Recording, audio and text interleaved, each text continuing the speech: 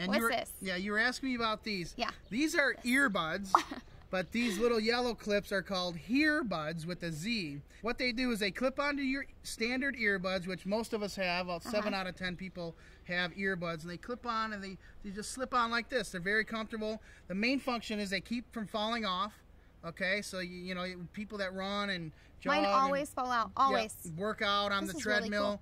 Really cool. Second is you can position these to where you don't have to jam them in your ear.